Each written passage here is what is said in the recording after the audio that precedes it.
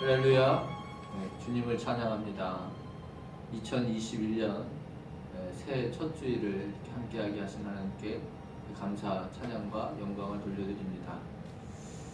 오늘은 누가복음 15장 11절에서 32절 말씀으로 함께 은혜를 나누고자 합니다.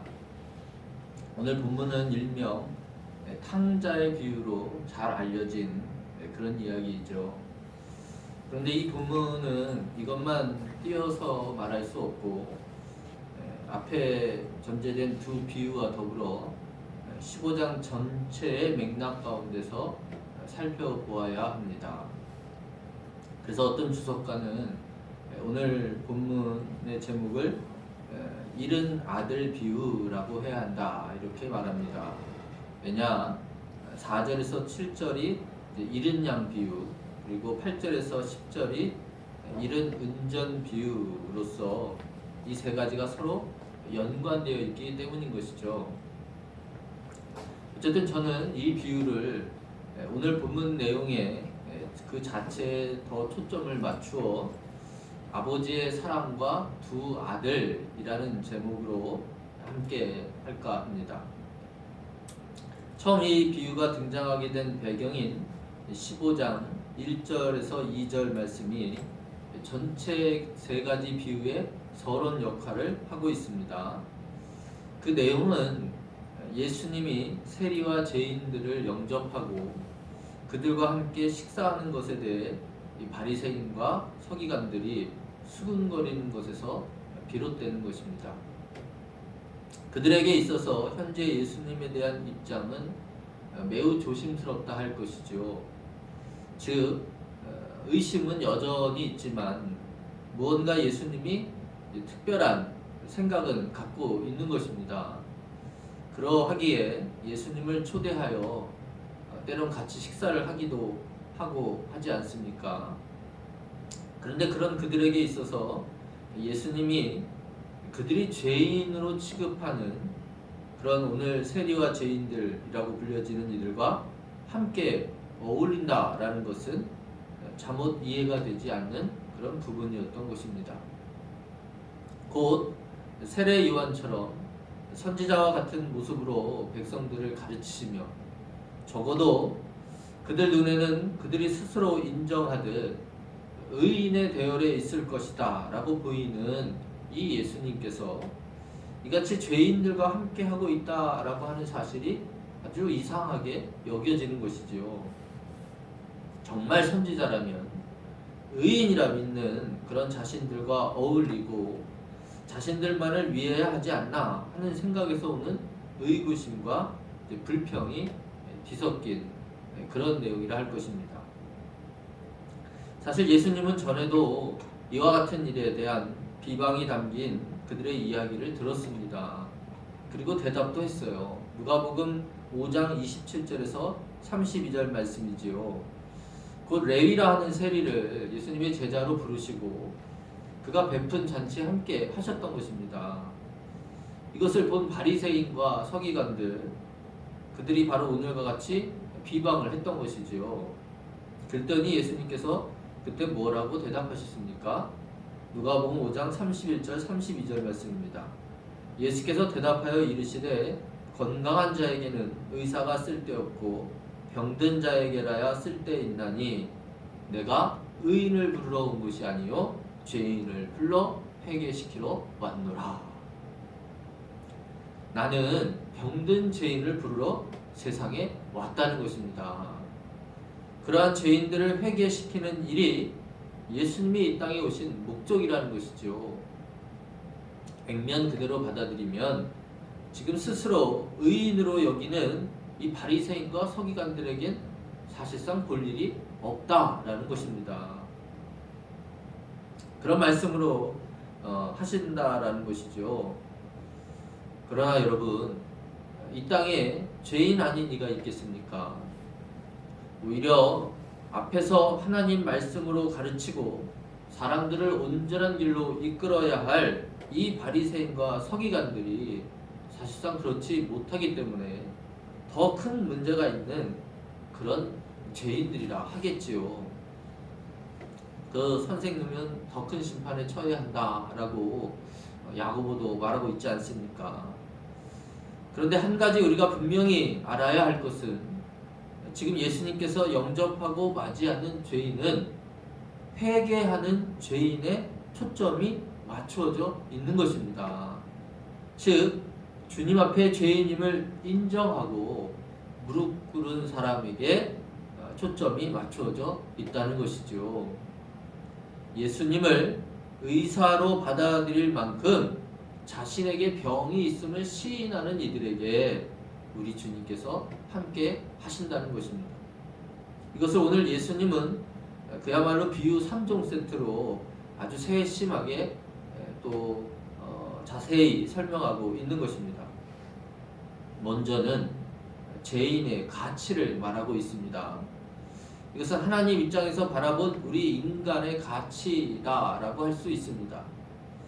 이것은 또한 세 개의 비유, 공이 드러나고 있는 부분이기도 합니다.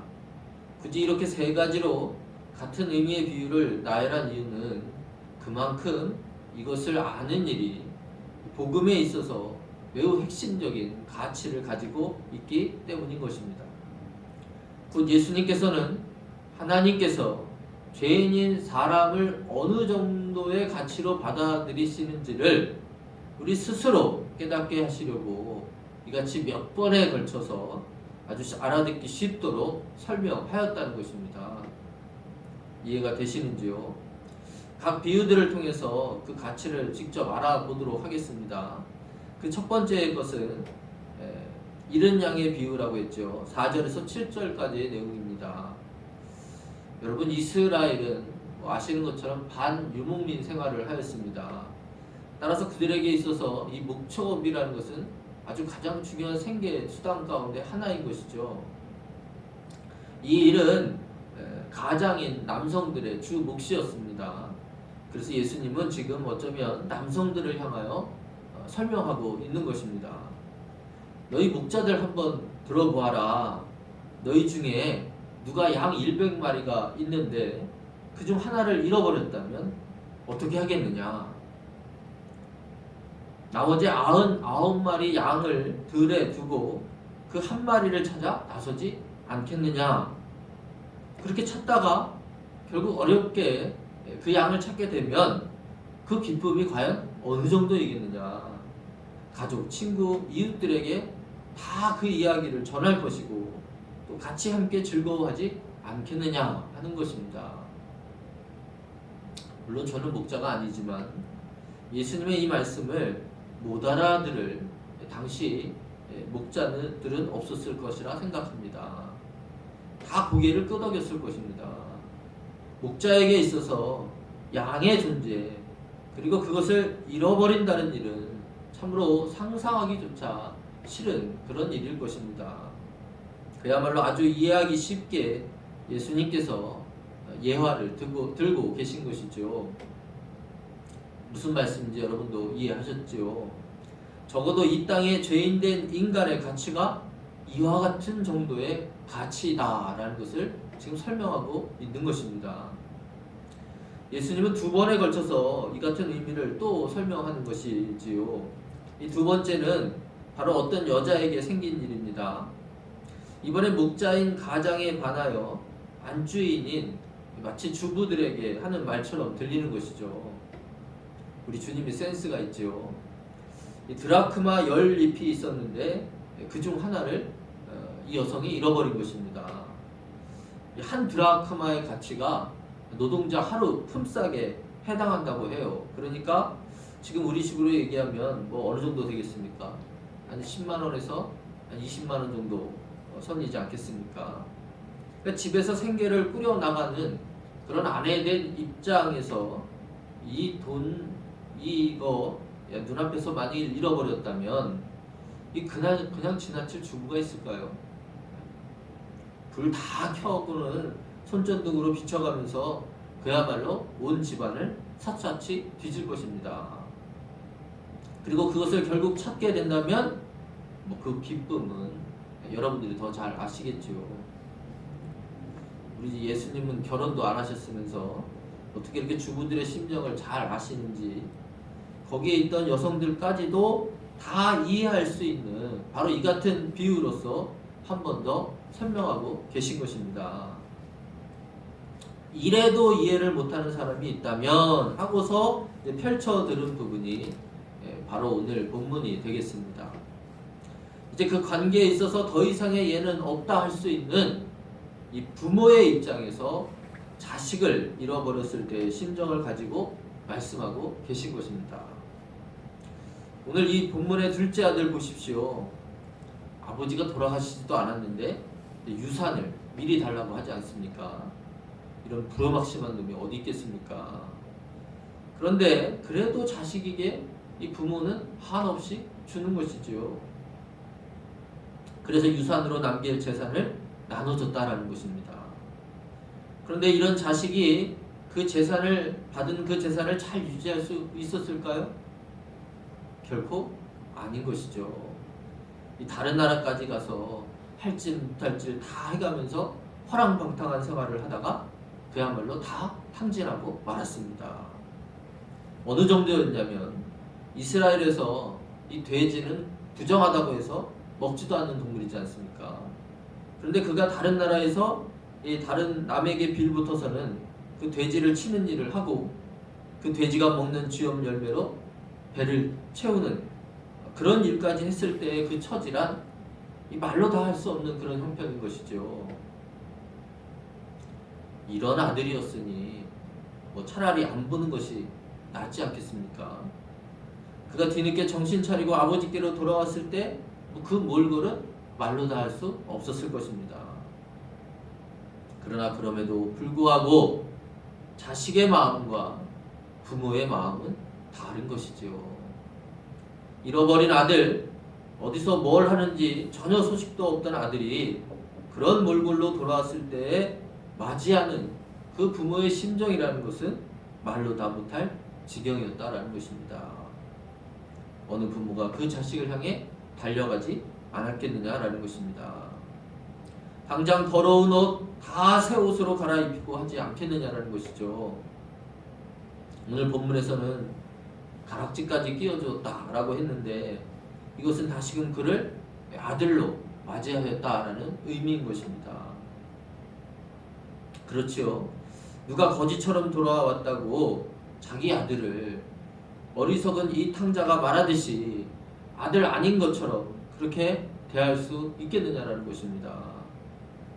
바로 예수님은 지금 죄인인 우리 인간들에 대해서 하나님 아버지의 심정이 이와 같다고 말씀하고 계신 것입니다.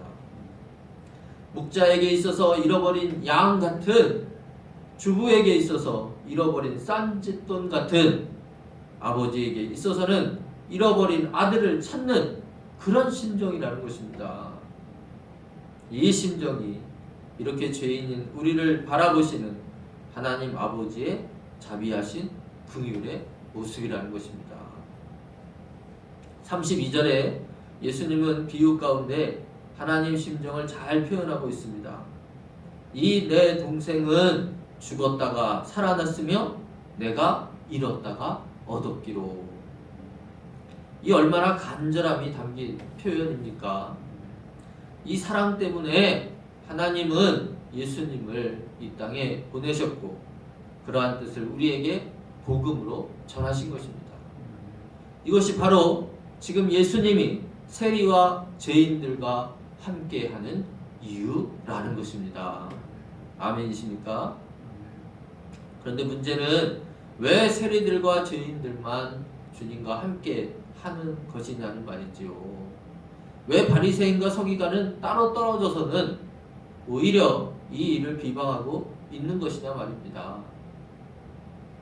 앞서도 말씀드렸지만, 그리고 비유를 통해서도 볼 수 있지만, 회개한 죄인, 즉 스스로가 병들었음을, 자신이 죄인임을 인정한 사람에게만 기회가 있기 때문인 것입니다. 15장 7절 말씀이죠. 이와 같이 죄인 한 사람이 회개하면 하늘에서는 회개할 것 없는 의인 99으로 말미암아 기뻐하는 것보다 더하리라. 아멘. 그러니까 둘째 아들 탕자처럼 철저히 무너져서는 아버지 앞에 돌아와 죄인임을 감히 아들이라 말할 수 없는 그런 심경의 고백을 하였을 때에 그가 진정으로 받아들여졌다는 것입니다. 다시 말해서 하나님은 우리가 스스로 죄인임을 깨닫고 하나님께 돌아올 때, 즉 예수님을 하나님의 의사로 받아들일 때 그에게 적극적으로 치유 행위, 곧 구원 행위를 하신다는 것입니다. 이미 우리도 그와 같은 치유를 받은 줄로 믿습니다. 이 치유 행위는 잔치에 비유되고 있습니다. 그 기쁨을 함께 나누는 것에 비유되고 있는 것이죠. 모두가 누릴 행복, 잔치라는 것입니다. 우리가 하나님께 돌아갈 때 바로 이 같은 일이 일어난다는 것입니다. 왜냐하면 이 같은 회개의 길이 진정 모든 것의 회복의 길이요, 진리의 길이요, 생명의 길이기 때문인 것입니다. 회개함으로 주님을 맞이하는 일, 주님을 영접하는 일, 그리고 그와 함께 하는 일이 바로 이 잔치에 참여하는 길임을 믿으시기 바랍니다. 두 번째로, 스스로 의인이라고 생각하는 첫째 아들로 비유된 바리새인과 서기관들의 입장도 우리가 그냥 넘어가서는 안 될 그런 중요한 메시지가 담겨 있는 것입니다. 도마복음이라고 하는 외경이 있습니다. 이 외경에서는요, 이 이른 양의 비유에 평행 본문이 있는데, 그 본문에서는 이 잃어버린 양에 대해서 가장 큰 양 이렇게 표현하고 있어요. 그러니까 목자가 이 양을 다른 99마리 양보다 더 사랑했다라고 말하고 있는 것이죠. 즉 이 뜻은 하나님이 바리새인과 서기관보다 세상에서 죄인으로 여겨진 세리와 창녀들을 더 가치 있게 여기고 사랑했다라는 것으로 보여지는 것입니다. 아멘. 그러나 그야말로 외경일 뿐인 것이죠. 오늘 본문을 포함한 15장의 다른 비유들은 그 어디에도 그런 표현이 없습니다. 인간적인 입장에서 해석해 넣은 그런 부분이라 할 것입니다. 아마도 하나님은 가난한 사람들을 더 사랑하는 것 같다라는 그런 의미로 해석한 것이지요. 그러나 아시다시피 우리 하나님은 공의의 하나님이십니다.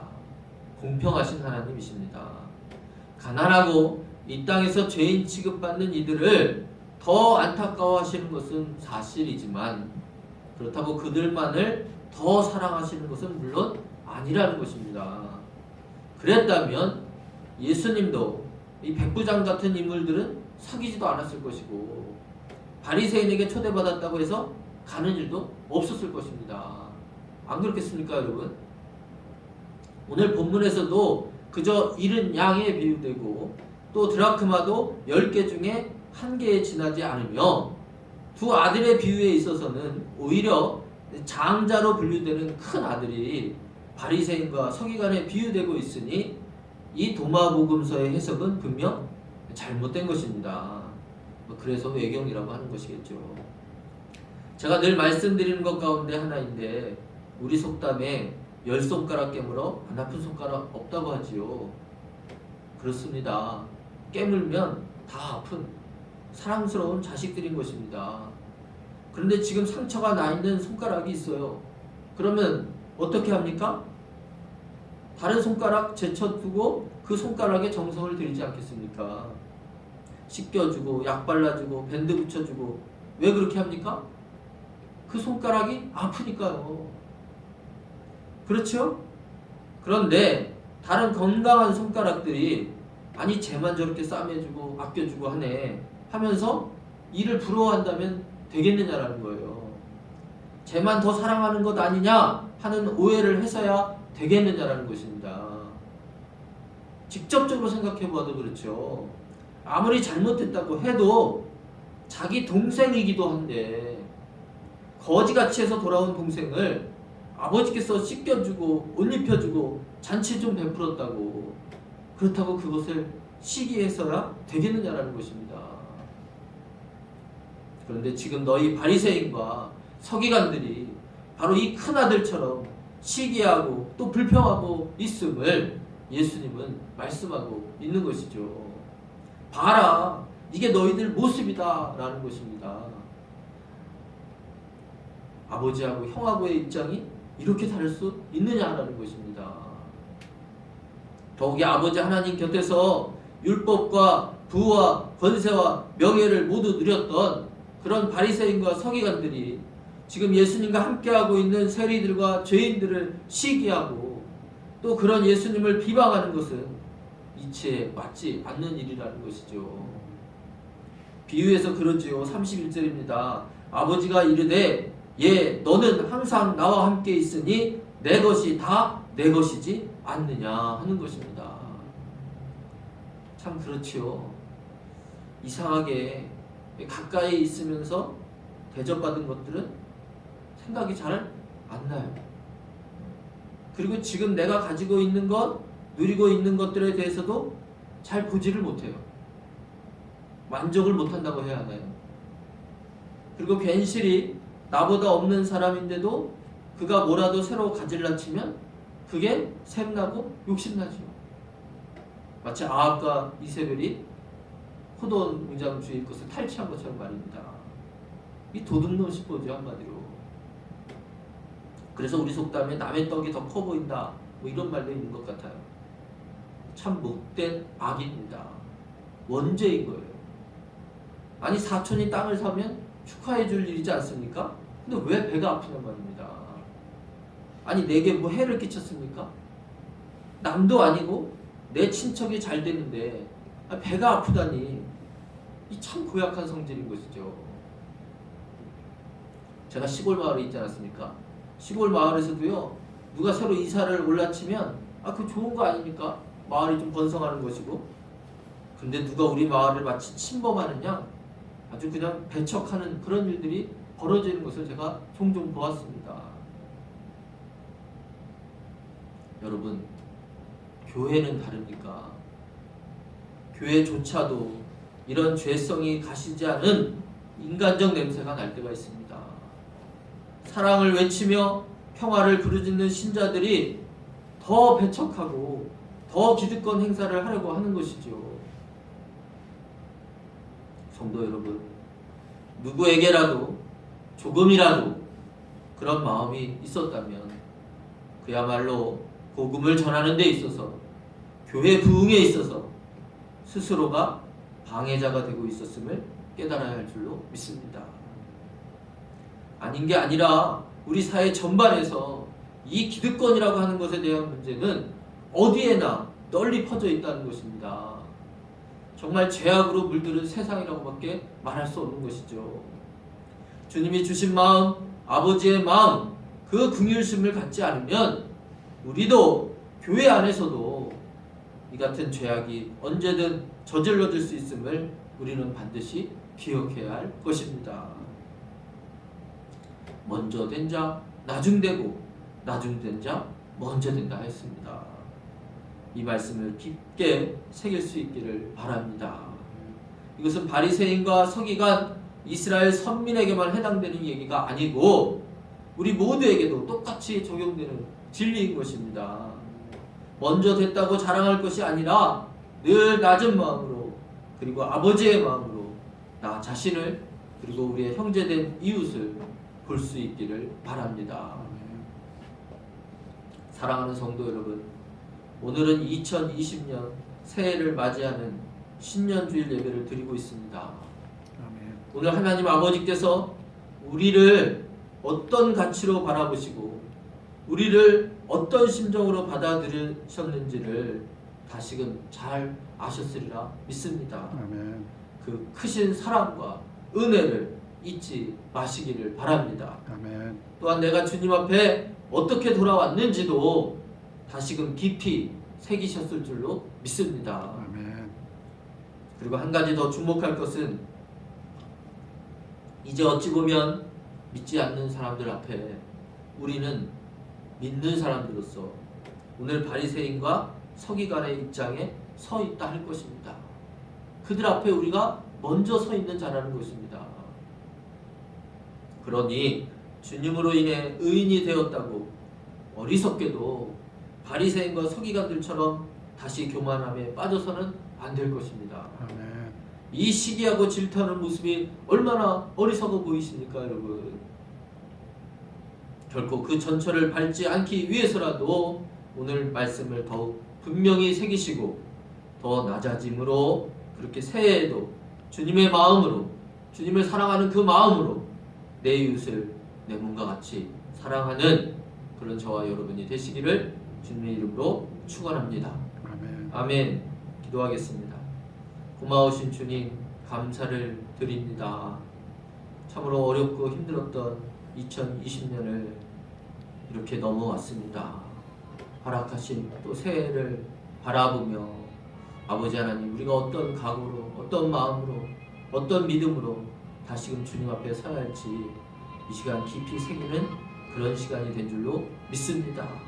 하나님이 우리를 얼마나 사랑하시고 어떤 마음으로 우리를 생각하시며 우리 또한 그러한 하나님 앞에 어떻게 돌아왔었는지를, 어떻게 회개하였었는지를 다시금 깊이 깨닫고 아버지 정말 그 크신 은혜와 그 사랑에 온전히 감격하여 이 2021년 새해에는 정말 주님 다시 사랑하는 그 믿음으로 우리에게 맡겨진 사명, 내 이웃을 내 몸같이 사랑하라는 그 말씀의 뜻을 온전히 전할 수 있는 그런 우리 모두가 되기를 소원합니다.